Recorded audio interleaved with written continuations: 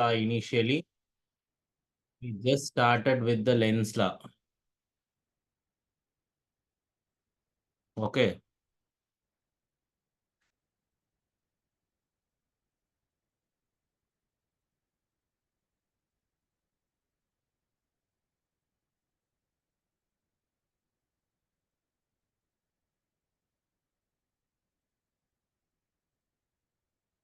Just a minute.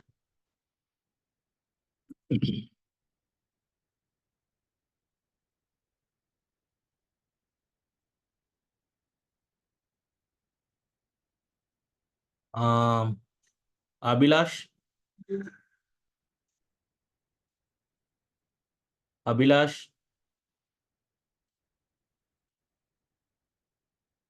Unmute பண்ணுங்க. Hello, Abhilash, can you hear me? Yes, sir.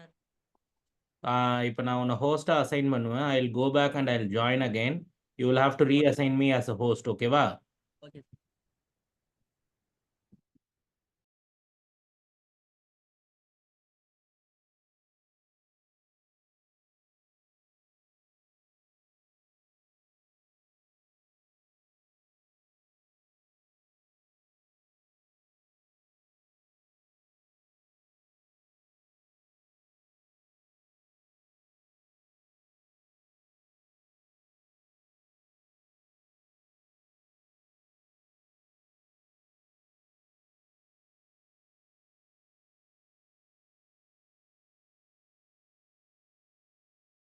Yeah, Abhilash, reassign me as a host.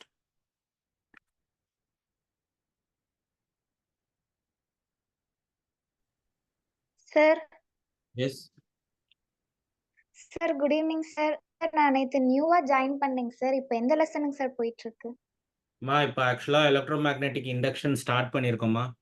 ஓகேவா? Sir already எவ்வளவு lesson sir முடிச்சிருக்கீங்க? So பார்த்தீங்கன்னா first வந்து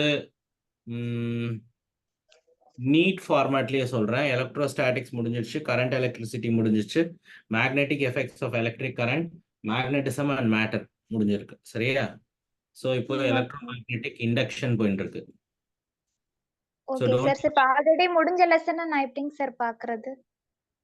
நான் recorded videos வந்து இருக்குமா, நீங்கள் கவுன்சிலரை காண்டாக்ட் பண்ணீங்கன்னா நான் எடுத்தது எல்லாமே ரெக்கார்டிங்ஸாக அவைலபிளாக இருக்கும். நீங்கள் அதை வாங்கி பார்த்துக்கலாம்.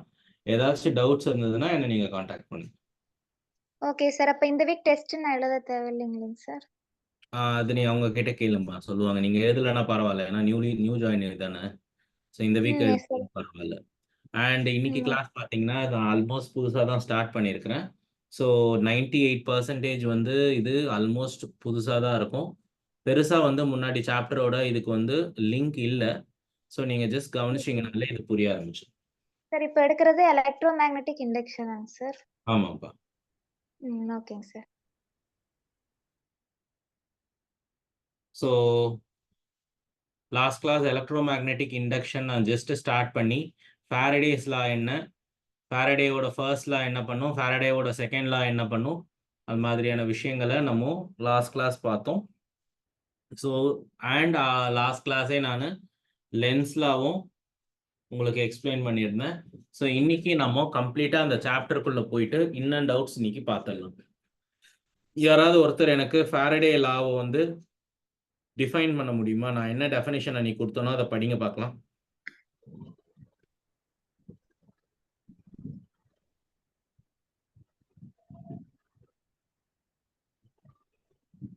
சொல்லுங்க, படிங்க.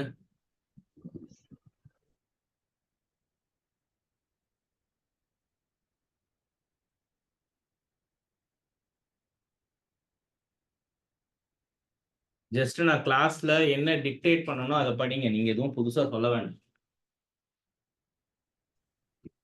Whenever magnetic flux is linked with a closed circuit charges, an EMF is induced in the circuit. The induced EMF lasts so long as the change in magnetic flux continues. Very good. So அதுக்கு என்ன அர்த்தம் சொல்லியிருந்தேன் நான்? So ஒரு closed coil இருந்ததுன்னா நீங்க ஒரு மேக்னெட்டை ஃப்ரண்ட்லேயோ இல்லை பேக்லேயோ நகர்த்தும் பொழுது அந்த காயிலோட கனெக்ட் ஆகிருக்கிற கேல்வனோமீட்டர்ல உங்களால டிஃப்ளெக்ஷன்ஸ் நோட் பண்ண முடிஞ்சுது. ஸோ அந்த டிஃப்ளெக்ஷனுக்கு என்ன காரணம் அப்படின்னு கேட்கும்பொழுது நான் என்ன சொல்லியிருந்தேன், that is due to the change in the magnetic flux அப்படின்னு சொல்லியிருந்தேன். So change in the magnetic ஃப்ளக்ஸ்னா என்ன அர்த்தம், எல்லா மேக்னெட்லையுமே கண்டிப்பாக நார்த் அண்ட் சவுத் போல் கிட்ட ரொம்ப ஸ்ட்ராங்கான மேக்னெட்டிக் ஃபீல்ட்ஸ் இருக்கும். ஸோ இப்போ நான் ஒரு பார் மேக்னெட்டை ஒரு க்ளோஸ்டு லூப்புக்கு கிட்ட நகர்த்தும் பொழுது என்ன ஆகும்னா, அந்த லூப் மேலே விழப்போகிற மேக்னெட்டிக் ஃபீல்டுடைய அளவு ஜாஸ்தியாகும். Okay, the amount of magnetic field lines that is falling on a particular closed loop will increase, which in turn will also increase the flux. So magnetic flux definition enna sollirna, what is the definition for the number of magnetic lines passing through area. Phi P is cos theta.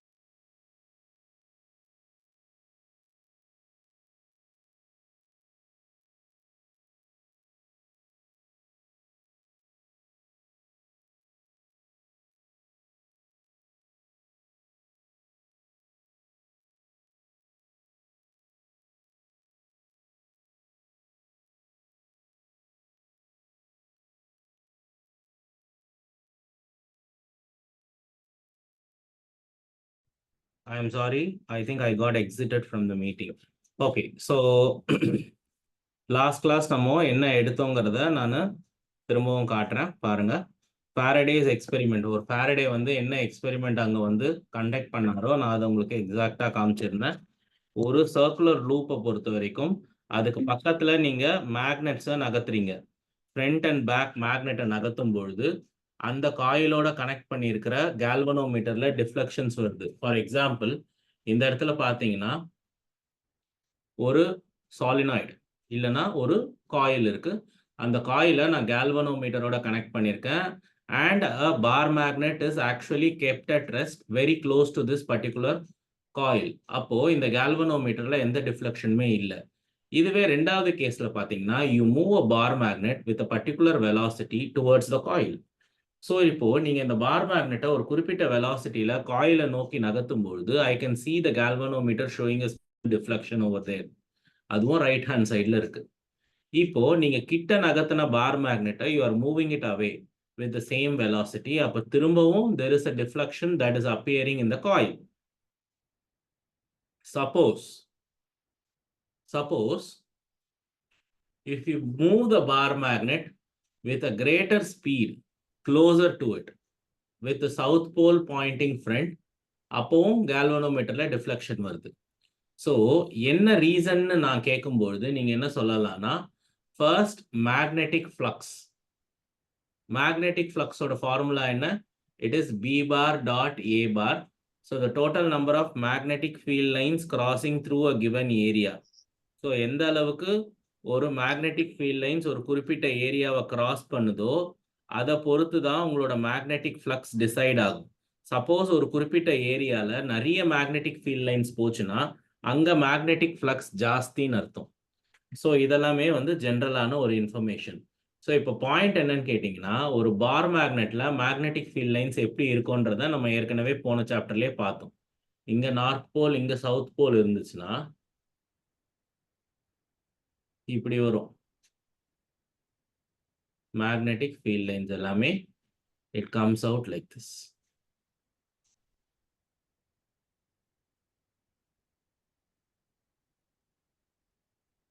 எல்லா magnetic field லைன்ஸும் it comes out from the north pole, it goes into the south pole. இப்படி நான் என்ன சொல்றேன், இப்படி நீங்க இந்த north pole ஃப்ரண்ட்ல இருக்கிற மாதிரி if you move it towards the coil, the amount of magnetic field lines that are falling on this particular coil will increase.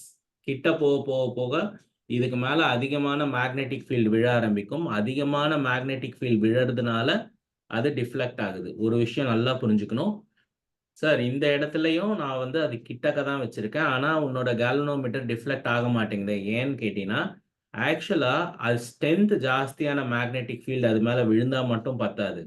The magnetic flux that is falling on a loop should change. Only if that change happens, the current gets induced in a particular coil, and because of that current, the galvanometer deflects. So that change in the flux will be achieved only when you move the bar magnets. If you just held on to the bar magnet, அதாவது நீ ஸ்டடியா வச்சிருந்தீங்கன்னா உனக்கு அந்த deflection வராது. இப்போ இங்கேயும் பார்த்தீங்கன்னா south pole ஃப்ரண்ட்ல இருக்கிற மாதிரி யூ மூவ் இட். ஆனால் கேல்வனோமீட்டருடைய டிஃப்ளெக்ஷன் ரெண்டு கேஸ்லையும் பார்த்தீங்கன்னா டிஃப்ரெண்ட்டாக இருக்கு. That is fine. ஏன்னா கரண்டோட டைரக்ஷன் மாறும் நீங்கள் எந்த போல் ஃப்ரண்ட்ல இருக்கிற மாதிரி மூவ் பண்ணுறீங்கன்றதை பொறுத்து. So that's absolutely a different story. The point is, whenever the flux linked with a closed loop changes, an EMF is induced. When EMF is induced, current is induced. இதை மறக்கவே மறக்காதீங்க. நான் திரும்ப திரும்ப திரும்ப திரும்ப திரும்ப இதையே தான் சொல்லிட்டு இருப்பேன். இப்போ இந்த இடத்துல பார்த்தீங்கன்னா you move the bar magnet with greater speed. புரியுதா? வேகமா நகர்த்துறீங்க, 2 times the velocity. இப்போ டிஃப்ளெக்ஷன் ஜாஸ்தி இருக்கு. ஏன்? now the rate of change of flux is more. அதாவது the way the magnetic flux changes is now happening quickly. மாறுறது மட்டும் இல்லாம the change is happening so fast that it induces more current or EMF in that closed coil. So that's very, very important. Sir சொல்லுமா. ஏன் sir இந்த மாதிரி change ஆனா flux வந்து magnetic flux change ஆனாதான் இஎம்எஃப் இன்டியூஸ் ஆக முடியும்? ஏன்னா இதுக்கு முன்னாடி சாப்டர்ல நம்ம என்ன படிச்சோம்னா, ஒரு கரண்ட் வந்து ஒரு ஒயர்ல இப்படி போயிட்டே இருக்கும்போது என்ன ஆகுது, ஒரு மேக்னெட்டிக் ஃபீல்டு ப்ரொடியூஸ் ஆச்சு. ஸோ ஒரு கரண்டால ஒரு மேக்னெட்டிக் ஃபீல்டை ப்ரொடியூஸ் பண்ணும்போது ஒரு மேக்னெட்டிக் ஃபீல்டால ஒரு கரண்ட்டை ப்ரொடியூஸ் பண்ண முடியாதா அப்படின்னு ஃபாரடே கேட்டாரு. அதுக்காக செஞ்ச எக்ஸ்பெரிமெண்ட் தான் இது. அப்படி செய்யும்போது அங்க ப்ரொடியூஸ் ஆகுது. புரிஞ்சுதா? அவர் வந்து ப்ராப்பரான எஜுகேஷன் இருந்த ஒரு பர்சன் கிடையாதுமா. He was a blacksmith. ஒரு இரும்பு வேலை செய்யற ஒரு தொழிலாளியா இருந்தாரு. So out of his own interest and the knowledge, the limited knowledge he had, he did this experiment and he came across this result. ஆனா இந்த ரிசல்ட் ஏன் வருதுங்கிறத ப்ரூவ் பண்ண அவரால் முடியல.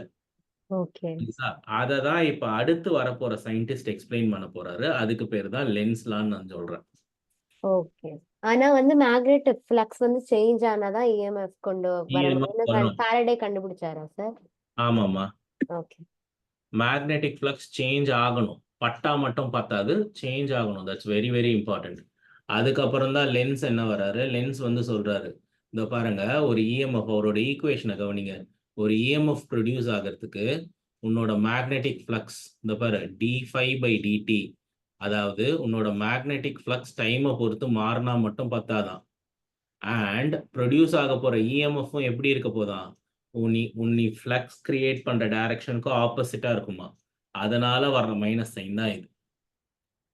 ஓகே, லென்ஸ் என்ன சொல்றாரு, ஃப்ளக்ஸ் மாறுது, மாறுறதுனால இஎம்எஃப் வருது, அதெல்லாம் சரிதான். ஆனா ப்ரொடியூஸ் ஆக போற இஎம்எஃப் அல்லது கரண்ட் எப்படி இருக்கும்னா, the flux that is producing it அதுக்கு நேர் ஆப்போசிட்டா இருக்கும். அது என்னன்றதை நான் கொஞ்ச நேரத்துல சொல்றேன், வெயிட் பண்ணுங்க.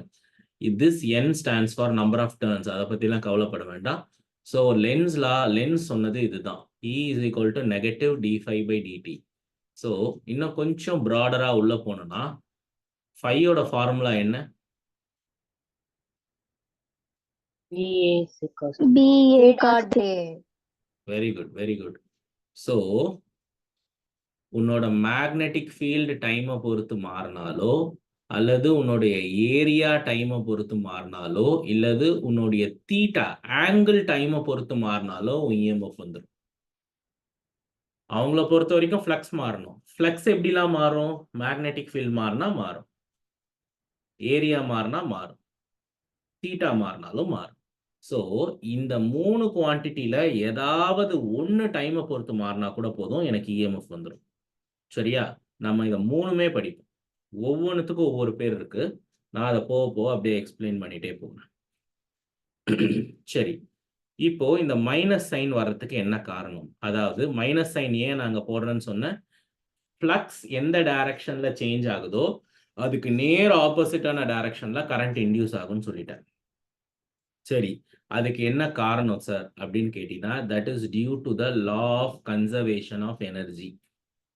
ஃபார் எக்ஸாம்பிள், நான் ஒரு பார் மேக்னெட்டை என் கையால் பிடிச்சி நான் ஒரு காயிலுக்கு கிட்ட கொண்டு போகிறேன்னு வச்சுக்கோங்களேன். அதில் கரண்ட் ப்ரொடியூஸ் ஆகும். அந்த காயிலில் ஒரு காயிலில் கரண்ட் ப்ரொடியூஸ் ஆச்சுன்னா அங்கே ஒரு மேக்னெட்டிக் ஃபீல்டு ப்ரொடியூஸ் ஆகும் தனியாக அந்த காயிலுக்குன்னுட்டு. அந்த மேக்னெட்டிக் ஃபீல்டு இந்த மேக்னெட்டிக் ஃபீல்டை ரிப்பல் பண்ணி பின்னாடி தள்ளும். So whatever the work I do to bring the bar magnet closer to the coil, because of that an EMF develops in the neighboring coil and that EMF will oppose the motion of the bar magnet. So that's very, very important. Sir, why can't it also attract, sir? Because it violates law of conservation of energy. நல்லா புரிஞ்சுக்கணும். Energy cannot be created nor destroyed. ஒரு ஃபார்ம்ல இருந்து இன்னொரு ஃபார்முக்கு தான் நீங்கள் அதை மாற்ற முடியும். ஸோ நான் இப்போ இப்படி கொண்டு வர்றதுனால ஒரு அனாவசியமான எனர்ஜி ஒன்று கிரியேட் ஆகுது. அது நேச்சருக்கு அகெயின்ஸ்ட். ஸோ இதை கிட்ட வர விடாத மாதிரி இது கிரியேட் ஆகும். ஓகே, இன்னும் ஒரு கிளாசிக்கான எக்ஸாம்பிள் சொல்கிறேன்னா, நீங்கள் இதை வந்து நிறைய யூடியூப் வீடியோஸ்லேயோ இல்லைனா ஏதாவது ஃபேஸ்புக் ரீல்ஸ்லேயோ பார்த்துருக்கலாம். ஒரு காப்பர் டியூப் வச்சுப்பாங்க. இப்படி காப்பர் டியூப் வச்சுட்டு ஒரு காயினை அதுக்குள்ள போட்டா அது டக்குன்னு விழாது, மெதுவா போய் விழும். கவனிச்சிருப்பீங்கன்னு நினைக்கிறேன். ஒரு பெரிய காப்பர் டியூப் இருக்கும். அந்த காப்பர் டியூப்ல ஒரு காயில் எடுத்துட்டு நீங்க போட்டீங்கன்னா அது அப்படியே மெதுவா விழும். அந்த காயின்ன்றது வந்து it's nothing but a magnet. இது காப்பர் வந்து ஒரு மெட்டீரியல். நீங்க அப்படி உள்ள போடும்போது டியூ டு திஸ் ஃபேக்ட் அது மெதுவா போய் விழுகும். Okay, so the point is very simple. நான் இப்படி மூவ் பண்ணுறதுனால இந்த இடத்துல வந்து ஒரு மேக்னெட்டிக் ஃபீல்ட் கிரியேட் ஆகும். But that's against the law of conservation of energy. எப்பயுமே law of conservation of energy நேச்சரில் எங்கேயுமே வயலேட் ஆனதே கிடையாது. So this will get produced in such a way that it opposes the motion of the bar magnet. Bar மேக்னெட்னு கிடையாது, it opposes the motion of any thing that produces the magnetic field. இந்த இடத்துல bar magnet. So இதெல்லாமே ரொம்ப ரொம்ப ரொம்ப ரொம்ப சிம்பிளான விஷயம். ஆனால் இதில் ரொம்ப முக்கியமான விஷயமே direction, the direction of the current. நிஜமாவே கரண்ட்டுடைய டைரக்ஷன் எப்படி இருக்க போகுது அப்படிங்கிறத பேஸ் பண்ணி தான் நம்ம இங்கே எல்லா விஷயமும் பார்க்க போகிறோம். ஓகேவா? இதுதான் நிறைய பேருக்கு புரியறது இல்லை. இதை புரிஞ்சுக்கலன்னா நிறைய கேள்விகள் நம்மளால போடவே முடியாது. ஸோ வெயிட் பண்ணுங்க, நான் ஒரு டயக்ராம் காட்டுறேன். பட் ஆனால் இந்த டயக்ராம் அன்ஃபார்ச்சுனேட்டாக இங்கே கிளியராக இல்லை. நான் உங்களுக்கு எக்ஸ்பிளைன் பண்ணுறேன்.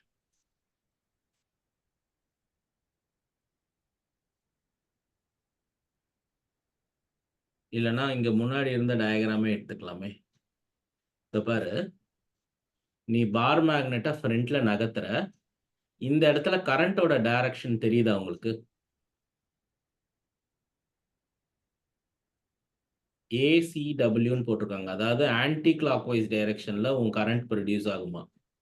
அதுவே நீ உன் பார் மேக்னெட்டை உன் காயில்ல இருந்து தள்ளி கொண்டு போனீங்கன்னா கிளாக் வைஸ் டைரக்ஷன்ல உன் கரண்ட் ப்ரொடியூஸ் ஆகுமா.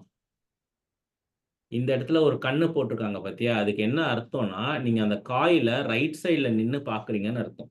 ஏன்னா ஒரு காயிலை நீங்க எந்த பக்கம் நின்று பாக்குறீங்கன்றத பொறுத்து அது மாறும். ஓகே, ஃபார் எக்ஸாம்பிள் இங்க கவனமா கவனிங்க. நான் சில விஷயங்கள் இங்க முக்கியமா சொல்லி கொடுக்குறேன். என்கிட்ட தற்சமயத்துக்கு சர்க்கிளா ஒரு ஆப்ஜெக்ட் இருக்கான்னு நான் தேடுறேன். வெயிட் பண்ணுங்க.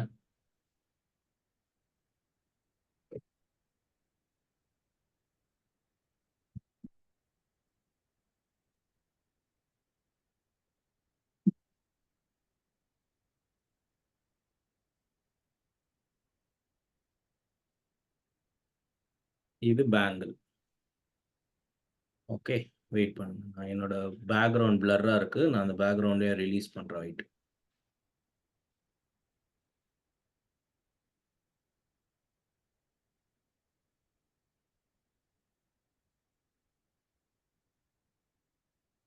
இப்போ கிளியரா தெரியும்னு நினைக்கிறேன். வெயிட். ஒரு பேங்கிள் இருக்கு. இந்த பேங்கிளை இப்படி திருப்பிக்கணும். திருப்பிட்டு நான் இப்படி திரும்பிடுறேன். அப்பதான் நான் எந்த பெர்ஸ்பெக்டிவ்ல இதை பாக்குறேன்றது உங்களுக்கு தெரியும். எல்லாருக்குமே கிளியரா தெரியுதா? Yes sir. இதுதான் பார் மேக்னெட். எல்லாரும் நல்லா ஞாபகம் வச்சுக்கோங்க. இந்த நிப் இருக்கிற சைடு தான் நார்த் போல், நிப் இல்லாத சைடு வந்து சவுத் போல். இப்போ காயிலை இப்படி பிடிச்சிட்டு நான் என்ன பண்றேன், இந்த பார் மேக்னெட்டை I am moving towards the coil. இப்படி மூவ் பண்ணனா இந்த காயில்ல ஒரு இஎம்எஃப் டெவலப் ஆக போகுது, கரண்ட் டெவலப் ஆக போகுதுன்றதெல்லாம் எனக்கு தெரியும். அதுல எந்த குழப்பமுமே எனக்கு கிடையாது. ஏன்னா அது ஃபாரடே ஏற்கனவே தெளிவா சொல்லிட்டு போயிட்டாரு. An EMF or a current will develop in a closed loop whenever there is a change in the magnetic flux, right? இப்போ எந்த டைரக்ஷன்ல கரண்ட் டெவலப் ஆகும்ன்றது தான் ப்ராப்ளம். லிசன், இப்படி ஒரு பார் மேக்னெட் மூவ் ஆகிறதுனால இதுக்கு மேல மேக்னெட்டிக் ஃப்ளக்ஸோட அளவு ஜாஸ்தியாச்சு. ஸோ இதுல கரண்ட் டெவலப் ஆகுது. ஆனா அந்த விஷயம் இந்த காயிலுக்கு பிடிக்கல. Because it violates law of conservation of energy. So it doesn't want this bar magnet to move any closer. புரிஞ்சுதா? பார் மேக்னெட் இது கிட்ட வர வேண்டாம். அது கிட்ட வர்றதுனால தானே ஃப்ளக்ஸ் மாறுச்சு. ஃப்ளக்ஸ் மாறினதுனால கரண்ட் வந்தது. ஸோ அதுக்கு அது நடக்க வேண்டாம். அப்போ என்ன பண்ணணும், இந்த பார் மேக்னெட்டை கிட்ட வர விடாம இது ரிப்பல் பண்ணி தூரம் தள்ளணும். ஸோ எப்படி ரிப்பல் பண்ண முடியும்? இந்த ஃபேஸ்ல நார்த் போல் இருந்தா மாத்திரம்தான் கிட்ட வர்ற நார்த் போல அதால ரிப்பல் பண்ண முடியும். சரி சார், இப்ப இந்த காயில்ல எப்படி நார்த் போல் வரும்? இங்கதான் குரூஷியலான ஒரு விஷயம் நான் வந்து உங்களுக்கு சொல்லி கொடுக்க போறேன்.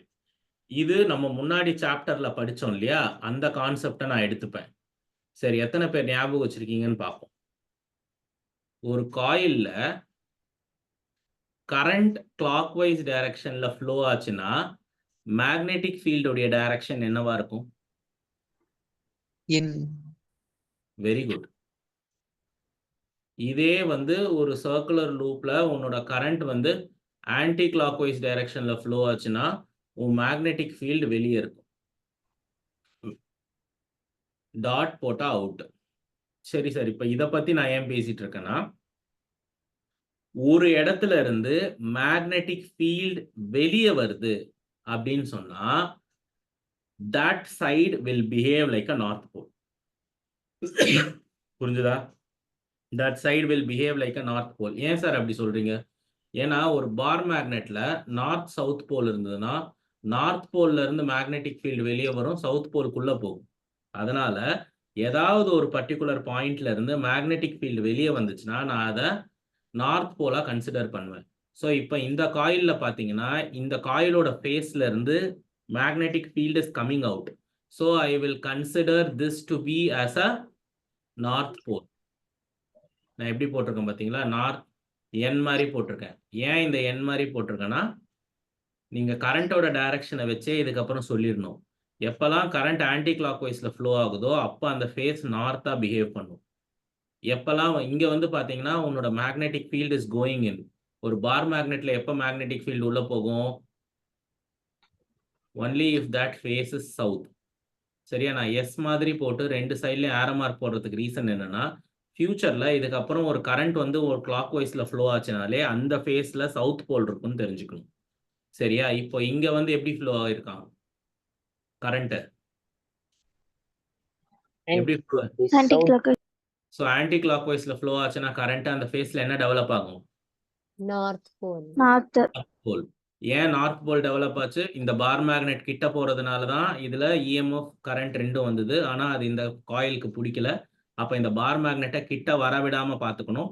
கிட்ட வரவிடாம பண்ணணும்னா இதை ரிப்பல் பண்ணணும். ஸோ அப்போ அது பார்க்குது இங்க ஃப்ரண்ட்ல நார்த் போல் இருக்கிறதுனால இங்கேயும் நார்த் போல் அதுக்கு டெவலப் ஆகுறதுனால it will not further move in. கிட்ட வராது. இதுதான் இதுக்கு பின்னாடி இருக்கிற லாஜிக். இப்போ சரி, நார்த் போல் டெவலப் ஆயிடுச்சு, இதை கிட்ட வரவிடாம ரிப்பல் பண்ணும். ஸோ ரிப்பல் பண்ணுச்சுன்னா தூரம் போகும். இப்போ தூரமா போச்சுனாலும் இந்த காயில்ல விரப்போற மேக்னெட்டிக் ஃப்ளக்ஸ் உடைய அளவு குறையும். Again, there is a change in a magnetic flux which induces an EMF and a current in a closed loop. That will not be liked by a coil because it violates law of conservation of energy. So the production of EMF and the current in a coil will not be actually encouraged by the own coil. அதனால இந்த coil என்ன பண்ணும்? இது நீ தூரமா போறதுனால தானே எனக்கு மேக்னெட்டிக் ஃப்ளக்ஸ் மாறுது, கரண்ட் வருது. அப்ப நான் உன்னை தூரம் போக விடாம பார்த்துக்கணும். அப்ப இந்த ஃபேஸ்ல என்ன டெவலப் ஆகணும்? சவுத்.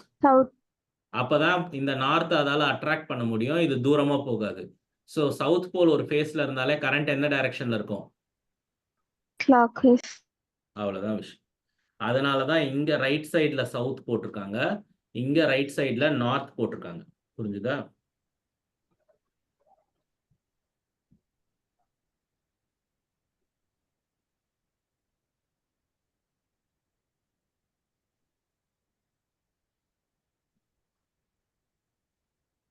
இதெல்லாம் கேட்பாங்கம்மா, இதெல்லாம் தெரிஞ்சுக்கணும். சார் இப்போ இது வந்து கண்டினியூஸா இப்படி இப்போ அது கிட்டக்கா வந்தா ஆன்டி கிளாக் வைஸ், தூரமா போனா கிளாக் வைஸ்னு அது இருந்துட்டே இருக்குமா இல்ல? இல்லம்மா, இது ஒன்ஸ் தூரமா போன உடனே என்ன ஆகும்னா இது திரும்பி இழுக்க பார்க்கும்ல, அப்ப இது ஸ்லோவாகி நிக்க கூட வாய்ப்பு இருக்கு.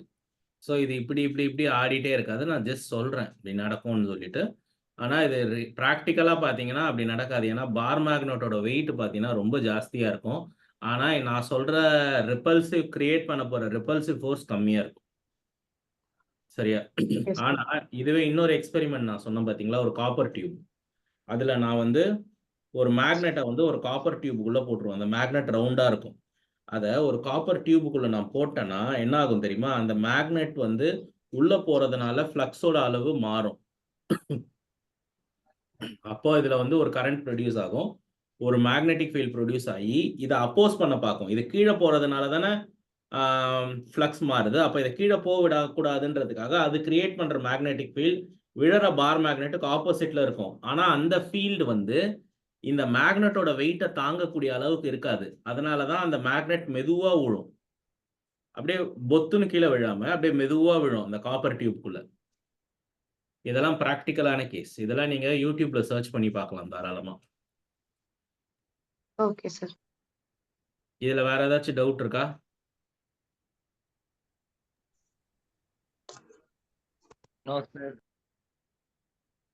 சார் அந்த காயிலுக்குள்ள அந்த சர்க்கிள்குள்ள மேக்னெட் போனாதான் அந்த மாதிரி இஎம்எஃப் உண்டாகுமா இல்ல சைடுல அதோட அவுட்டர் சைட்ல இருந்தாலே ஆகுமா? உள்ள போகணும்னு அவசியம் இல்லை, சைட்ல இருந்தா கூட ஆகும். ஓகே. இருங்க, நான் வந்து ஒரு யூடியூப்ல இருந்து ஒரு எக்ஸாம்பிள் காட்டுறேன்.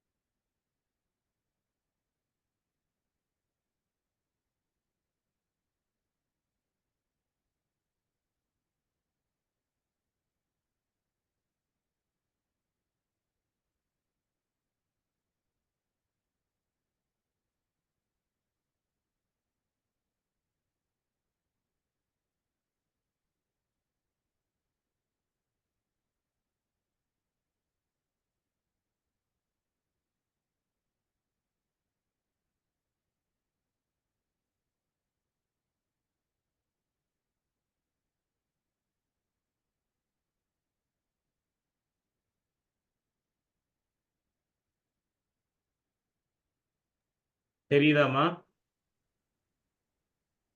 S sir. இப்போ ஒரு காப்பர் டியூப் எடுத்துக்கிட்டாங்க, ஒரு மேக்னெட் போடுறாங்க. அது எவ்வளோ மெதுவா கீழ வந்து விழுது பாரு. அது மேக்னெட்டு உள்ள போடுறாங்க. அது எவ்வளோ மெதுவா கீழ விழுது பார்த்தீங்களா? அதுக்கு ரீசன் இதுதான். ஸோ இங்க வந்து இன்னொரு மேக்னெட் இருக்கு. அந்த பார் மேக்னெட்ட அதுக்கு மேல வைக்க போறாங்க. என்ன ஆகும் பாரு. உனக்கு தெரியுதா? அது ஸ்லோவா ஆகி கீழ விழுறது.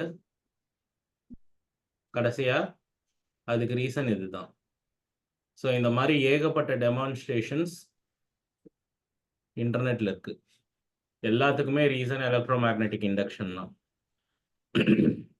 ஆனா அது ப்ரொடியூஸ் பண்ற மேக்னெட்டிக் ஃபீல்ட் வீக்கா சார்? வீக் இல்ல, ஸ்ட்ராங்கான மேக்னெட். அதனால தான் 2 மேக்னெட்டா சேர்த்து அந்த காப்பர் டியூப்குள்ள போடுறாங்க. ஆனா அப்படி இருந்தும் அந்த மேக்னெட்டோட வெயிட் ஜாஸ்தி. அதோட வெயிட்ட அப்போஸ் பண்ற அளவுக்கு அதோட ஸ்ட்ரென்த் இல்ல. Okay sir. ஏன்னா அது நீங்க மெஷர் பண்ணி பார்த்தீங்கன்னா கிட்டத்தட்ட வந்து 300 400 கிராம்ஸ்க்கு மேல இருக்கும். கிட்டத்தட்ட 1/2 கிலோ இருக்கும் அது. அந்த மேக்னெட் அந்த 1/2 கேஜிய வந்து ரிப்பல் பண்ணி பிடிக்கிற அளவுக்கு அந்த ஸ்ட்ரென்த் இருக்காது அதுக்கு. Okay sir. அதை ரிப்பல் பண்ணி பிடிக்கிற அளவுக்கு ஸ்ட்ரென்த் வேணும்னா மேக்னெட்டோட சைஸ் பெருசாயிடும். ஸோ மேக்னெட்டோட சைஸ் பெருசாச்சுன்னா அந்த டியூபுக்குள்ள மேக்னெட்டை போட முடியாது. இந்த மாதிரி ப்ராக்டிக்கல் டிஃபிகல்ட்டிஸ் இருக்கும். ஓ ஓகே. ஸோ இப்போ அடுத்த பாயிண்ட்டுக்குள்ள போவோம். வெயிட் பண்ணுங்க.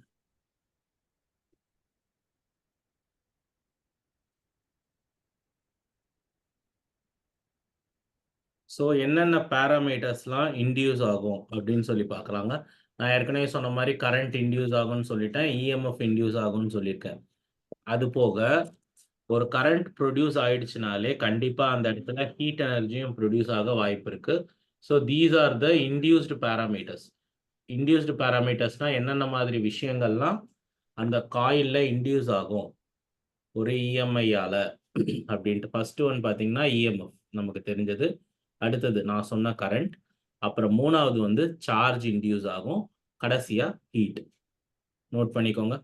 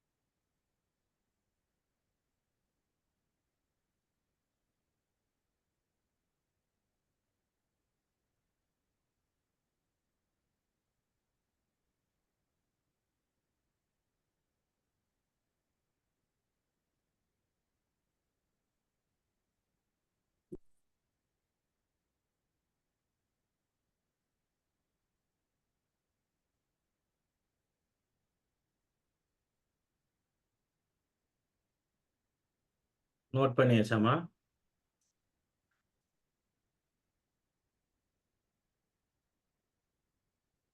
நெக்ஸ்ட் டாபிக் போலாமா? S sir. ஸோ இப்போ எத்தனை டைப் ஆஃப் இஎம்ஐஸ் இருக்குன்னு பார்ப்போம். நான் ஏற்கனவே சொன்ன மாதிரி மேக்னெட்டிக் ஃபீல்டை மாற்றினாலும், ஏரியாவை மாற்றினாலும், இல்லைனா ஆங்கிளை மாற்றினாலும், தட் இஸ் ஓரியன்டேஷன், எதை மாற்றினாலும் you will definitely get EMF gets induced in a particular coil. And இப்போ இதுல வந்து என்னென்ன பேராமீட்டர்ஸ்லாம் இன்க்ளூட் ஆயிருக்கு அப்படின்னு சொல்லி பார்ப்போம். ஸோ இங்க பாருங்க, ஃபர்ஸ்ட் கேஸ் உன்னோட மேக்னெட்டிக் ஃபீல்டு டைமை பொறுத்து மாறுச்சுன்னா அப்போ வரப்போற இஎம்ஐக்கு பேரு ஸ்டாட்டிக் இஎம்ஐ. இதே ஏரியா டைமை பொறுத்து மாறப்போகுது. ஸோ ஏரியா டைமை பொறுத்து மாறுச்சுன்னா உன்னோட மேக்னெட்டிக் ஃபீல்டும் தீட்டாவும் கான்ஸ்டண்டா இருக்கும். சப்போஸ் உன்னோட மேக்னெட்டிக் ஃபீல்ட் டைமை பொறுத்து மாறுச்சுன்னா உன் ஏரியாவும் தீட்டாவும் கான்ஸ்டண்டா இருக்கும். சப்போஸ் உன்னோட தீட்டா டைமை பொறுத்து மாறுச்சுன்னா ஏரியாவும் மேக்னெட்டிக் ஃபீல்டும் கான்ஸ்டண்டா இருக்கும். So whatever the any one of the three quantities, if it changes with particular time, then the magnetic flux will also change with time, which in turn induces an EMF. Okay, அதோடைய 3 type இருக்கு. ஒன்னு ஸ்டாட்டிக்னு சொல்லுவோம், ஒன்னு டைனமிக்னு சொல்லுவோம், ஒன்னு பீரியாடிக்னு சொல்லுவோம். இந்த ஸ்டாட்டிக்ல 2 type இருக்கு. ஒன்னு செல்ஃப் இண்டக்ஷன், இன்னொன்னு மியூச்சுவல் இண்டக்ஷன். இதை நோட் பண்ணிக்கோங்க. அடுத்து நம்ம இதை பத்தி தான் படிக்க போறோம் கம்ப்ளீட்டா. ஸோ நான் பேர் சொல்லும் பொழுதே உங்களுக்கு தெரியணும் அந்த இஎம்எஃப் ஏன் வரப்போகுது, என்ன பேராமீட்டரை நான் சேஞ்ச் பண்ண போறேன் அப்படிங்கிறத நான் சொல்லும் போதே தெரியணும். ஸோ இங்கே அதுதான் எழுதியிருக்காங்க. Flux is a combination of field, area and orientation. If any one of a quantity out of these three changes with time, this can happen.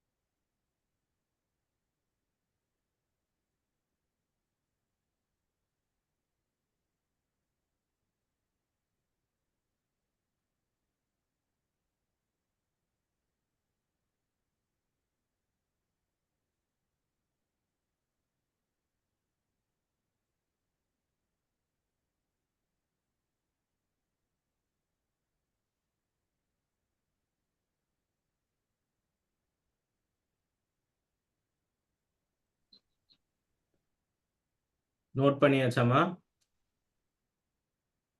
Yes sir.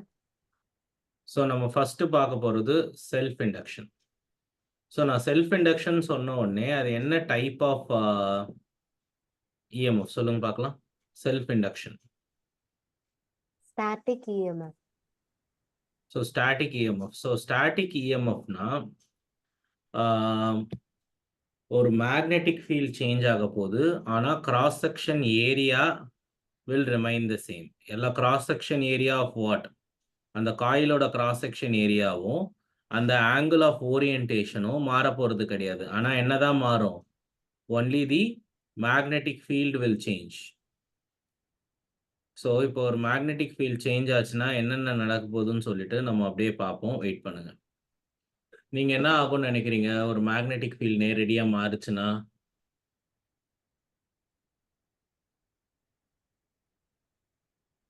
Listen.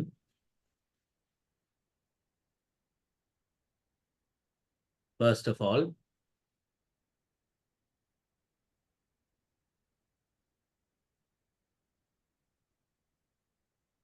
your magnetic flux changes with time, which in turn means your magnetic field changing with time. இதுக்கு பேரு தான் static இஎம்ஐன்னு பேரு. இதுக்கு பேரு static EMI அப்படின்னு சொல்லி பேரு. And இன்னும் இதை கொஞ்சம் நம்ம ஃபர்தர் உள்ள போனோம் அப்படின்னு பார்த்தீங்கன்னா,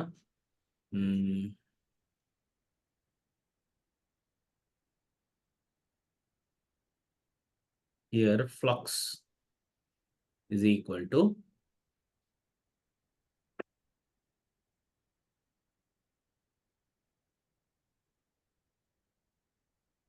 is directly proportional to I. Correct? So flux base பண்ணி தான் whether the current is going to induced இல்லையா அப்படிங்கிறது முடிவாகும். எந்த அளவுக்கு flux இருக்கோ அதை பொறுத்து தான் amount of current will be there. N stands for total number of turns. Suppose if I am going to differentiate both the sides, அதாவது இந்த பக்கத்தை d5 by dt no, when proportionality symbol remove பண்ணும்போது you will get a constant L and di by dt நடக்கும். So நான் ரெண்டு பக்கமும் differentiate பண்ணியிருக்கேன். So நான் என்ன சொல்லிட்டாங்க, எந்த அளவுக்கு ஃப்ளக்ஸ் டெவலப் ஆக போகுதுங்கிறத எது முடிவு பண்ணும்? நம்ம கரண்ட் முடிவு பண்ணும் இல்லையா?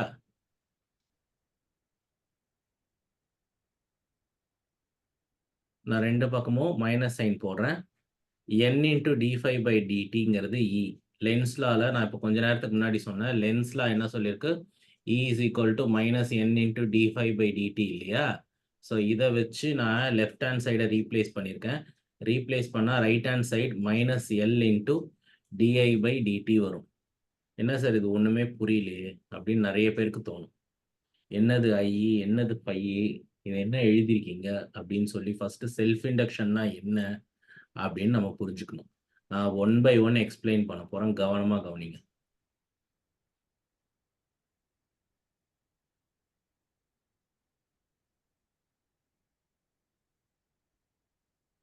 ஒரு காயில் இருக்கு. இந்த காயில நான் ஒரு பேட்டரியோட இப்படி கனெக்ட் பண்ணியிருக்கேன். ஸோ பேட்டரின்னு நான் சொன்னாலே டிசி கரண்ட் தான், ஏசி கரண்ட் கிடையாது. It's a DC current. So எக்ஸாம்பிளுக்கு இது வந்து ஒரு 5 volt பேட்டரின்னு வச்சுப்போம். இட்ஸ் அ 5 volt பேட்டரி அப்படின்னு சொல்லி வச்சுப்போம். நீங்கள் ஒரு ஸ்விட்ச் போடுறீங்க. ஒரு ஸ்விட்ச் போட்டிங்கன்னா இந்த 5 volt வந்து 0ல இருந்து ஆரம்பிச்சு 5 volt பிடிக்கிறதுக்கு it takes some time. Okay, it takes some time. இதுதான் அதோடைய 5 volt பீக், அதிகபட்ச வோல்டேஜ். ஸோ 0ல இருந்து இந்த பீக்கை பிடிக்கிறதுக்கு எவ்வளோ நேரம் ஆகும்? அதுக்கு கொஞ்சம் நேரம் ஆகும். டைம் எடுத்துக்கிட்டோன்னா ஒரு குறிப்பிட்ட டைம் ஆகும்னு வச்சுப்போமே. ஸோ அது வரைக்கும் உன்னோட வோல்டேஜ் வந்து கொஞ்சம் கொஞ்சமாக க்ரோ ஆகும் 0ல இருந்து. அப்போது இதில் ப்ரொடியூஸ் ஆகிற கரண்ட்டும் கொஞ்சம் கொஞ்சமாக க்ரோ ஆகும். ஸோ இப்போ நான் இதை பற்றி ஏன் பேசிகிட்டு இருக்கேன்னா, this looks like a solenoid. ஒரு சாலினாய்டை பொறுத்த வரைக்கும் there will be a magnetic field that looks like this. ஒரு சாலினாய்டை பொறுத்த வரைக்கும் there will be magnetic field that looks like, அதுக்குள்ள magnetic field டெவலப் ஆகும். ஸோ இப்போ அந்த magnetic field எதை டிபெண்ட் பண்ணியிருக்கோம்னா மியூ நாட் NI, எல்லாருக்குமே ஞாபகம் இருக்கும்னு நினைக்கிறேன், இந்த ஈக்குவேஷன்லாம் நான் எழுதியிருக்கேன். ஸோ எந்த அளவுக்கு அதிகமான கரண்ட் உங்கள் சாலினாய்டில் ஃப்ளோ ஆகுதோ அதை பேஸ் பண்ணி அந்த சாலினாய்டில் ப்ரொடியூஸ் ஆக போகிற மேக்னெட்டிக் ஃபீல்டுடைய அளவு முடிவாகும்.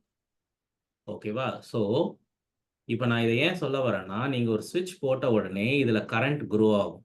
கரண்ட் க்ரோ ஆன உடனே மேக்னெட்டிக் ஃபீல்ட் ப்ரொடியூஸ் ஆகும். ஆனால் ப்ரொடியூஸ் ஆன மேக்னெட்டிக் ஃபீல்ட் வந்து இன்க்ரீஸ் ஆகிட்டே இருக்கும். ஏன்?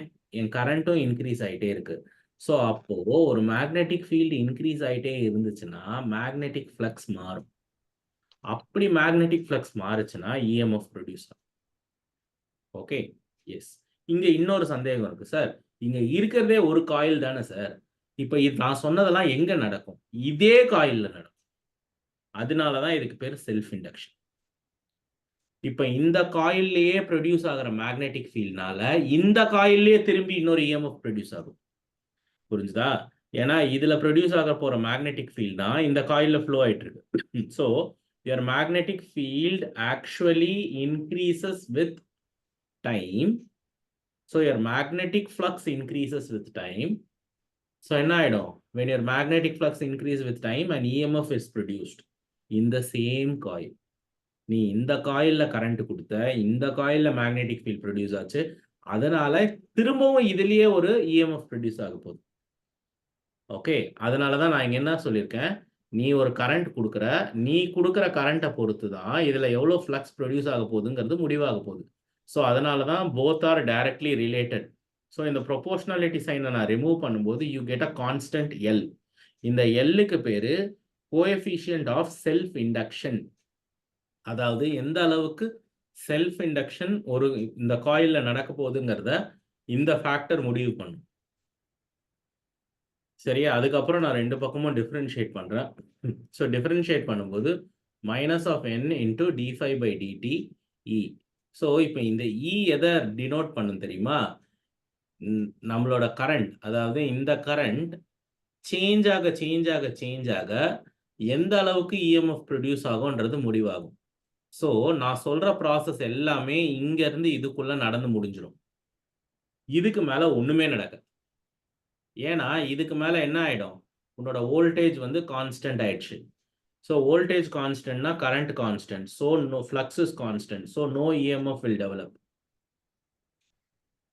திரும்பவும் இது எப்போ நடக்கும் தெரியுமா? நீ இந்த பேட்டரியை ஆஃப் பண்ணும்போது என்ன ஆகும்? திரும்பவும் அது 5 வோல்ட்லேருந்து 0க்கு வரணும்.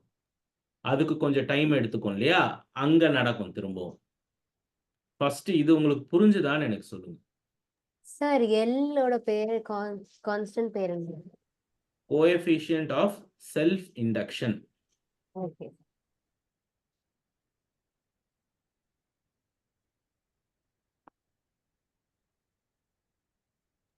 ஓகே, சார் அங்க ஏன் மைனஸ்? இந்த ரெண்டு பக்கமும் நான் ஏன் மைனஸ் போட்டிருக்கேன்னா இதுவாம்மா, ஏன்னா அப்பதான் எனக்கு ஏற்கனவே தெரியும் லென்ஸ்ல படி E = -n × d5/dt. அப்போ நான் இங்கே இருக்கிறத ஈயால் ரீப்ளேஸ் பண்ணோன்னா எனக்கு ஒரு மைனஸ் சைன் தேவைப்படுது. அதனால நானே ரெண்டு பக்கமும் மைனஸ் சைன் போட்டுக்கிட்டேன். அப்புறம் இதை ஈன்னு ரீப்ளேஸ் பண்ணிக்கிட்டேன்.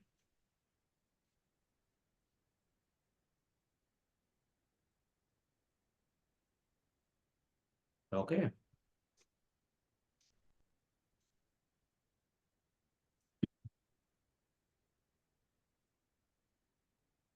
ஸோ வேற என்ன டவுட் இருக்கு?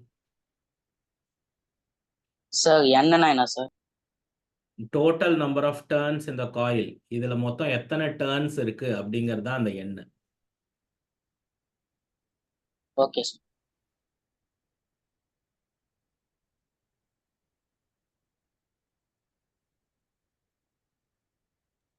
சார் சொல்லுமா. சார் சேஞ்ச் கரண்ட் சேஞ்ச்க்கு முன்னாடி மைனஸ் சைன் போட்டா அதோட டைரக்ஷன் சேஞ்ச் ஆகும். இதுதான் அடுத்த முக்கியமான ஒரு விஷயம். இதை தான் யாருமே கேட்கல. ஸோ நான் இஎம்எஃப் ப்ரொடியூஸ் ஆகும், இதே செல்லில் இதே சர்க்கியூட்ல இஎம்எஃப் இன்னொன்று ப்ரொடியூஸ் ஆகும்னு சொல்லிட்டேன். ஆனா லென்ஸ் லா படி ப்ரொடியூஸ் ஆக போற இஎம்எஃப் எதுக்கு ஆப்போசிட்டா இருக்கணும்? எந்த விஷயம் மேக்னெட்டிக் ஃப்ளக்ஸ் உருவாகிறதுக்கு காரணமா இருந்ததோ அதுக்கு ஆப்போசிட்டா இருக்கும். ஸோ போன கேஸ்ல பார் மேக்னெட் கிட்ட வந்ததுனால மேக்னெட்டிக் ஃப்ளக்ஸ் மாறுச்சு. அதனால அதுல ப்ரொடியூஸ் ஆன இஎம்எஃப் வந்து அதுக்கு ஆப்போசிட்டா பிஹேவ் பண்ணுச்சு. இங்க அதே மாதிரி நீ சுவிட்ச் போட்டதுனால கரண்ட் ஏறுது, இன்க்ரீஸ் ஆகுது. அந்த ஃபேக்டர் வந்து இருக்கிறதுனால தான் இதுல வந்து மேக்னெட்டிக் ஃப்ளக்ஸ் மாறுச்சு. அதுக்கு ஆப்போசிட்டா இதுல இஎம்எஃப் டெவலப் ஆகும். ஸோ எதுக்கு ஆப்போசிட்டா? இப்போ இதுல கரண்ட் க்ரோ ஆச்சு இல்லையா? ஸோ இப்போ இதுல கரண்ட் க்ரோ ஆகிறதுனால லெஃப்ட்ல இருந்து நீ பார்த்தீங்கன்னா இதுல கிளாக் வைஸ்ல கரண்ட் ஃப்ளோ ஆகுதுன்னு வச்சுக்கோயேன். இப்போ இதனால செல்ஃப் இண்டக்ஷனால ப்ரொடியூஸ் ஆனது இதுக்கு ஆப்போசிட்ல ஃப்ளோ ஆக ஆரம்பிக்கும். ஏன்? இதுல கரண்ட் வந்து இன்க்ரீஸ் ஆயிட்டே போறதுனால என்னாச்சு? மேக்னெட்டிக் ஃபீல்டு இன்க்ரீஸ் ஆயிட்டே போச்சு. மேக்னெட்டிக் ஃபீல்டு இன்க்ரீஸ் ஆகிறதா எனக்கு பிரச்சனை. அப்போ மேக்னெட்டிக் ஃபீல்டு இன்க்ரீஸ் ஆகக்கூடாதுன்னா கரண்ட் இன்க்ரீஸ் ஆகக்கூடாது. ஸோ அப்போ கரண்ட் எப்போ இன்க்ரீஸ் ஆகக்கூடாது? இதுக்கு நேர் ஆப்போசிட்டா அது ஒரு கரண்ட் ப்ரொடியூஸ் பண்ணும். புரிஞ்சுதா? இன்னொன்று, EMF so produced in this process is called back EMF. Name எழுதிக்கோங்க. நான் சொன்னேன் இல்லையா, இந்த மேக்னெட்டிக் ஃப்ளக்ஸ் மாறினதுனால ஒரு EMF ப்ரொடியூஸ் ஆகும், இதுக்கு ஆப்போசிட் டைரக்ஷன்ல. அதுக்கு பேர் வந்து பேக் EMF.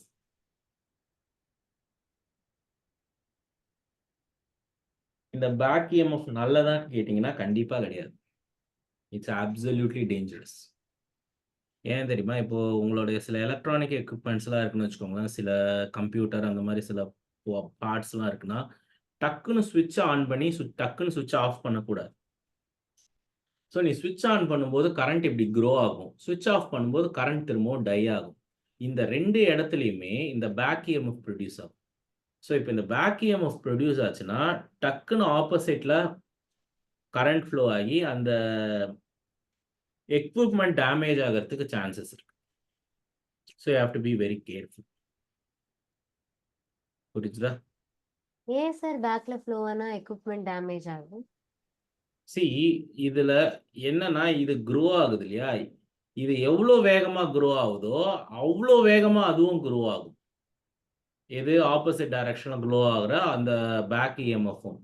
இந்த சர்க்கியூட்ஸ் எல்லாமே கரண்ட் ஒரு பக்கமா ஃப்ளோ ஆகி ஆப்ரேட் ஆகிறதுக்கு மாதிரி தான் சில சர்க்கியூட்ஸை வந்து டிசைன் பண்ணியிருப்பாங்க. ஸோ அப்போ அந்த மாதிரி சர்க்கியூட்ஸ்ல ஆப்போசிட் சைடில் EMF ஃப்ளோ ஆகும்போது சில இடங்கள்ல சர்க்கியூட்ஸ் டேமேஜ் ஆகிறதுக்கு சான்சஸ் இருக்கு. ரொம்ப ஃப்ரஜைல் அண்ட் ரொம்ப மைன்யூட்டான சில இன்ஸ்ட்ருமெண்ட்ஸ் எல்லாம் டேமேஜ் ஆகிடும். So we have to be extremely careful about it. Sir இப்போ இந்த கேஸ்ல பேக் EMF ஓட டிரெக்ஷன் என்னது சார்? எதுலமா? இப்போ இந்த கேஸ் இந்த எக்ஸாம்பிள்ல எடுத்துக்கிட்டோம்னா இந்த இதுல டிரெக்ஷன் இதுல வந்து என்னது? பாத்தீங்கன்னா கவனமா கவனிக்கணும். ஸோ இப்போ இங்க இருந்து பேட்டரியில இருந்து கரண்ட் இப்படி போய் இப்படி உள்ள போகுது. அப்ப நீ லெஃப்ட்ல இருந்து பாக்குற, நீ லெஃப்ட்ல இருந்து பார்த்தீங்கன்னா பேக் EMF ஓட நீ கொடுக்குற கரண்ட் வந்து கிளாக் வைஸ்ல ஃப்ளோ ஆகும், பேக் EMF ஆன்டி கிளாக் வைஸ்ல ஃப்ளோ ஆகும். ஸோ நீ இது எங்க நின்று பார்க்குற அப்படிங்கிறத பொறுத்து இது மாறும். Okay sir.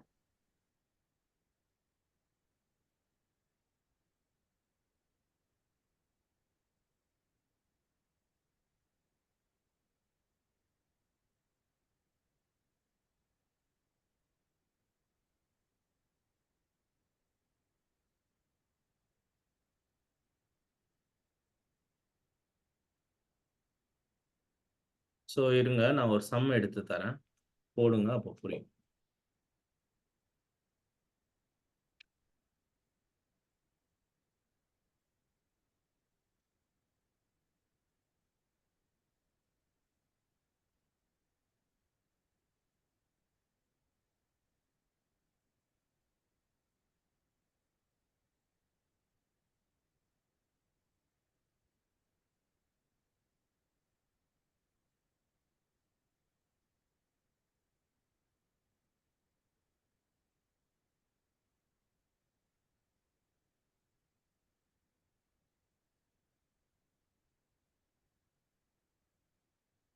ஸோ ஃபர்ஸ்ட் ரொம்ப பேசிக்கான ஒரு ப்ராப்ளம்ல இருந்து ஆரம்பிக்கலாம்.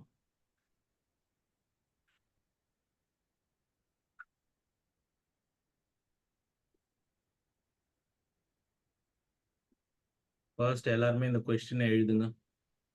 தெரிஞ்சவங்க போட ஆரம்பிக்கலாம்.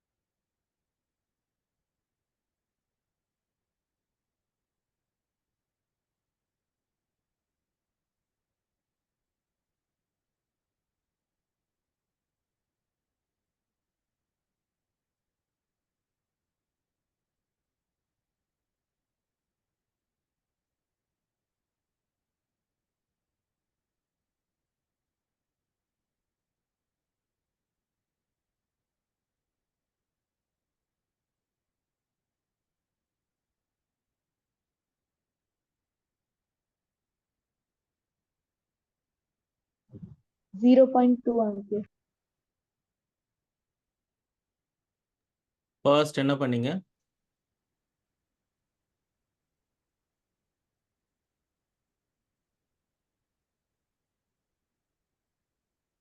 ஃப்ளக்ஸ் கொடுத்துருக்கு, மேக்னிடியூட் ஆஃப் இன்டியூஸ்டு கரண்ட் கேட்குறாங்க அவங்க அட் 0.25 செகண்ட்ஸ்.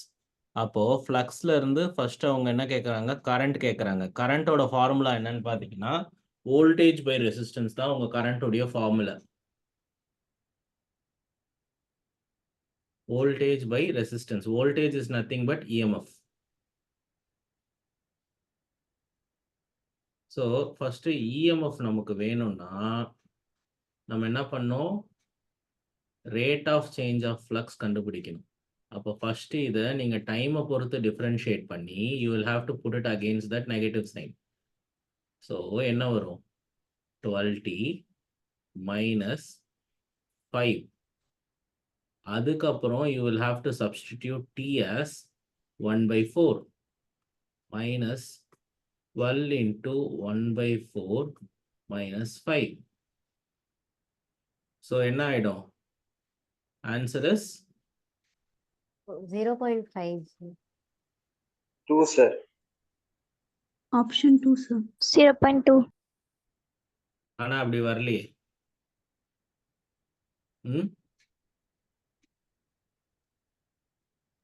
இது சார் 2/10 பண்ண. கரெக்ட். இது வெறும் இஎம்எஃப் தான், கவனமா இருக்கணும். ஸோ இட் வில் பி -2, இது +2 ஆயிடும். ஸோ இங்க 2/10 பண்ணா 0.2 amperes it will be. இப்படி வரும் கரண்ட்.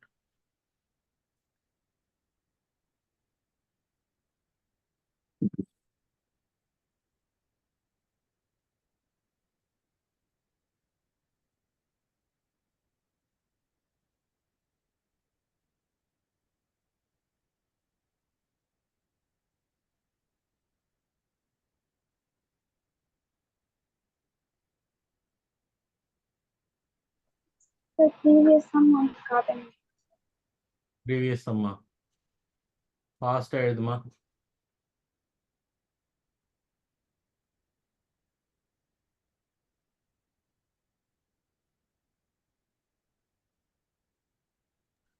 Thank you, sir.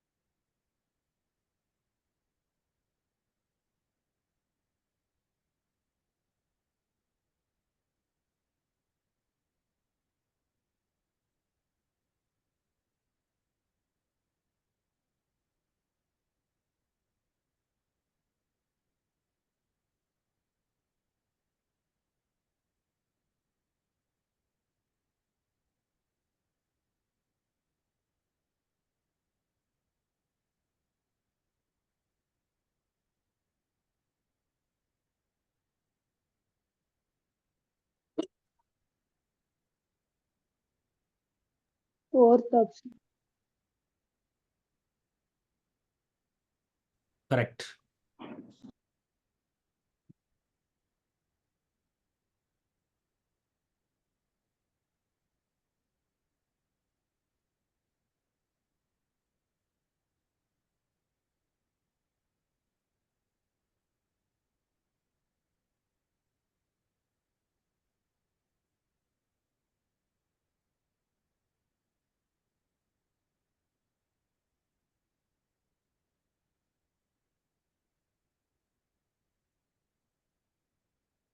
என்ன ஃபார்முலா?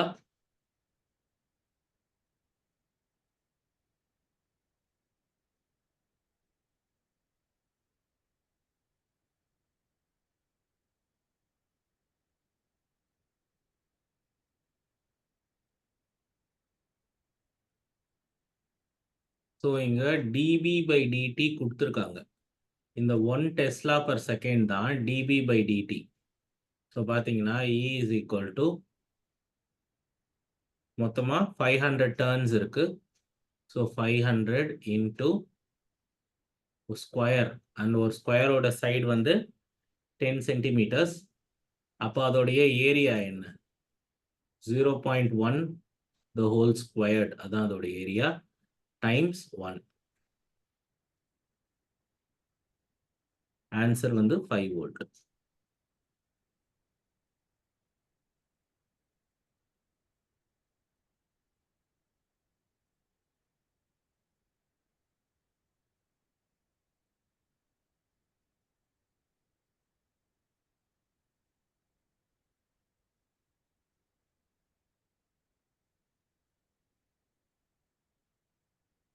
எல்லாருக்குமே ஆன்சர் கிடைச்சதா? சார் இந்த ஃபார்முலா எப்படி சார் வருது? இது பாருமா, E is equal to minus d5/dt இருக்கா? Yes sir. இதான ஃபார்முலா. அண்ட் உன்னோட 5 நீ எப்படி எழுதுவ? BA cos தீட்டான்னு எழுதுவியா? அவங்க என்ன சொல்லிட்டாங்க? your magnetic field is perpendicular with the plane அப்படின்னு சொல்லியிருக்காங்க. So if your magnetic field is perpendicular with the plane, theta is 0 degrees. Sir பர்பண்டிகுலர்னா 90 போடக்கூடாதா அப்படின்னு கேட்கக்கூடாது. இந்த பாரு, ஒரு ஸ்கொயர் இப்படி இருக்கும். இது ஸ்கொயரோட ஏரியா வெக்டர். உன்னோட மேக்னெட்டிக் ஃபீல்டு வந்து உன் ஸ்கொயருக்கு பர்பண்டிகுலரா இருக்குன்னா உன் மேக்னெட்டிக் ஃபீல்டும் ஏரியா வெக்டரும் ஒரே டைரக்ஷன்ல இருக்கிறதா அர்த்தம். which means the angle between them is 0 degrees. Okay sir. அதனால அந்த காஸ் வராது. அண்ட் இதுல நம்பர் ஆஃப் டர்ன்ஸ் இருக்கிறதுனால இங்க n வரும். ஸோ இதெல்லாம் நான் உள்ள போட்டிருக்கேன். Okay sir.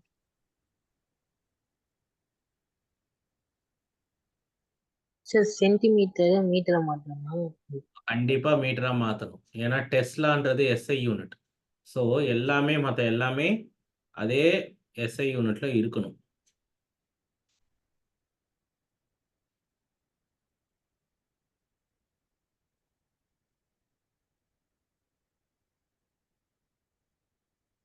Okay sir.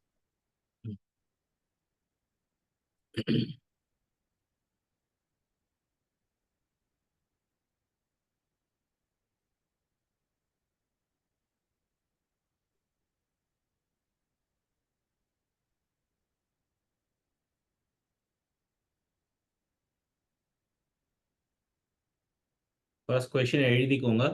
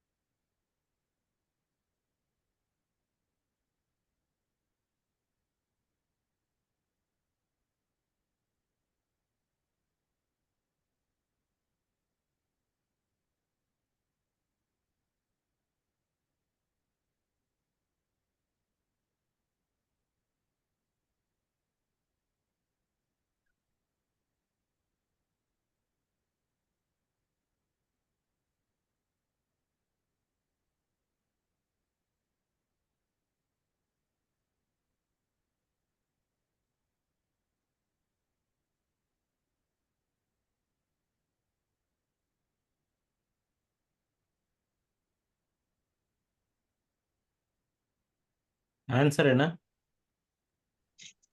Second option, sir.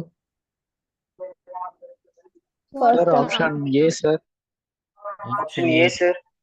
First Yeah. option, sir. ஏன் first option correct, second option தப்பு? It starts from zero.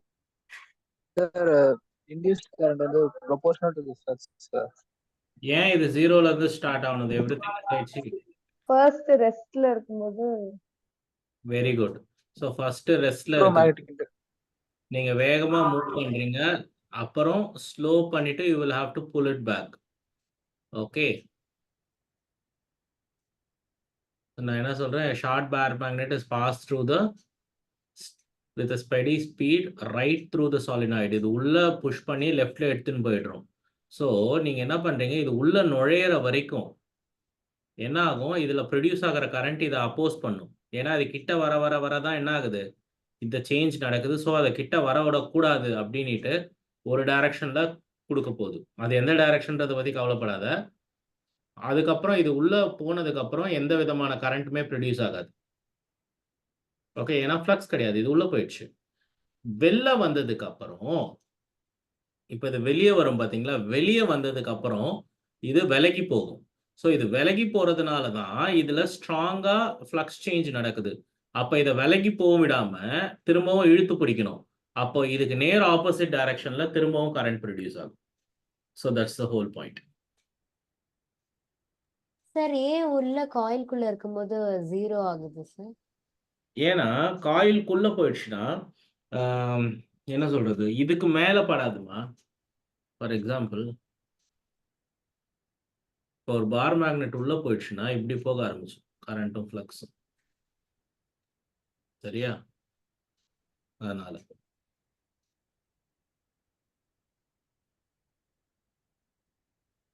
அது மேல ஐ மீன் அந்த காயில்ல இன்டியூஸ் ஆகாம உள்ள இருந்து வெளியே வர்ற மாதிரி ஆயிடும். Okay sir.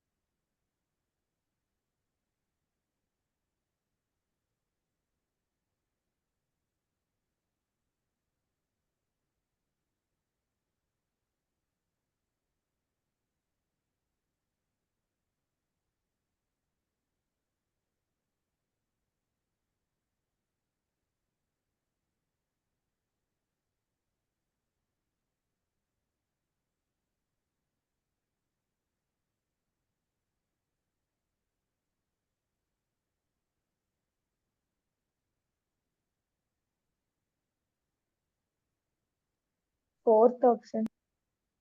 ஏமா?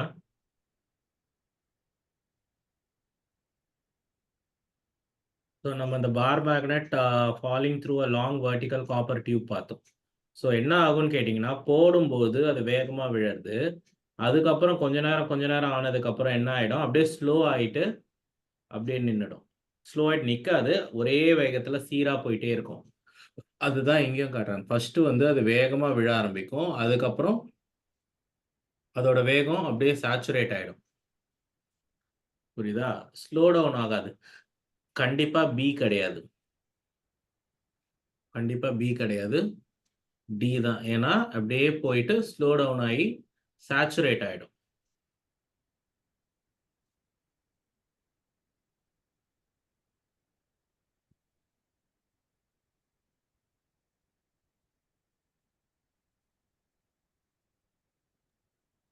சார் ஏன் சியா இருக்கக்கூடாது சார்? ஏ வந்து பார்த்தீங்கன்னா உன்னோட ஸ்பீடு அதிகமாயிட்டே போகுதுன்னு சொல்லுது ஏ. இல்ல சார், சி சி சி வந்து பார்த்தீங்கன்னா ஃபர்ஸ்ட் மெதுவாக போகுது, அப்புறம் அதோட வேகம் கூட போகுதுன்னு சொல்லும். பார்த்தியா, உனக்கு வேகம் அப்படியே போக போக போக ஜாஸ்தி ஆகுதான், ஆனால் அதோட வேகம் போக போக ஜாஸ்தி ஆகலை, கம்மி தானே ஆகும் நம்ம ப்ராக்டிக்கலாக பார்க்கும்பொழுது.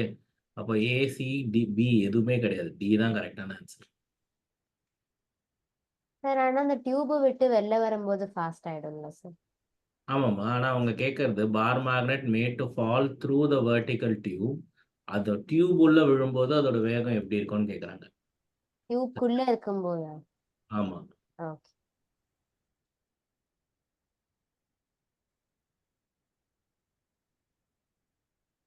இது ஒரு செல்ஃப் இண்டக்ஷன் கொஸ்டின். போடுங்க பார்க்கலாம், இப்படி தான் கேட்பாங்க.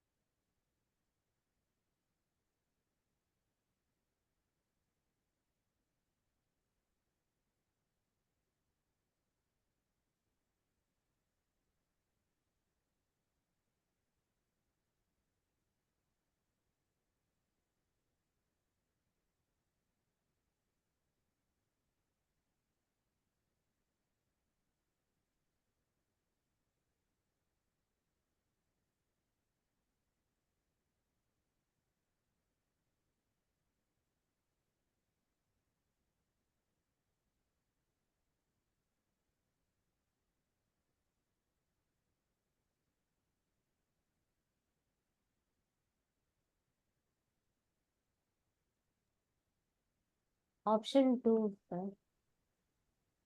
ஆப்ஷன் 2 நெகட்டிவ் சைனோடைய வரணும். இது டிக்ரீசஸ் அப்படின்னு சொல்லியிருக்கோம் பார்த்தீங்களா?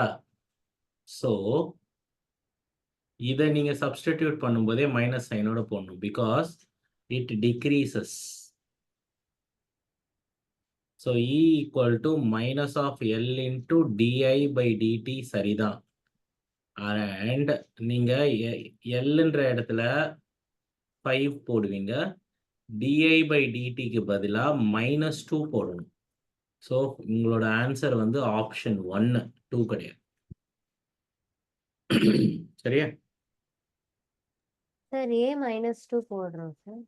ஏன்னாமா இங்க என்ன சொல்லியிருக்காங்க, current passes through a choke coil of self-induction 5 Henry is decreasing at a rate of. So அப்ப di by dt குறையுதுன்னு சொல்றாங்க. So since di by dt is decreasing, you should write it with a negative sign. Increase na positive sign ஓட எழுதணும். உன்னோட current வந்து போக போக குறையுதான். So ampere per second கொடுத்துருக்காங்க, and your current is in a decreasing rate. So இது வந்து DI by டிடினா change பா. This is nothing but final current minus initial current. Okay, ஃபைனலாக வரப்போகிற கரண்ட் இனிஷியலாக இருந்ததை விட கம்மியாக இருக்க போகுது. ஸோ அப்போ இது ஆட்டோமேட்டிக்காக மைனஸ் ஆகிடும். ஓகே சார், அதுதான் got it, sir.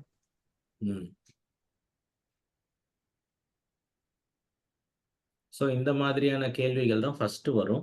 ஸோ இது எல்லாமே ஈஸி. நம்ம நெக்ஸ்ட்டு நாளைக்கு பார்க்க போகிற மோஷனல் இஎம்எஃப் தான் ரொம்ப கிரிட்டிக்கலான ஒரு விஷயம். இதே மாதிரி நிறைய விஷயங்கள் சேர்ந்துருக்கும், நிறைய இமேஜினேஷன் தேவைப்படும். ஸோ அதை கொஞ்சம் கேர்ஃபுல்லாக பார்க்கணும். ஓகேவா? So with this I will stop here today. We will again meet tomorrow. Thank you. Thank you. Thank you. Thank you, sir. Thank you.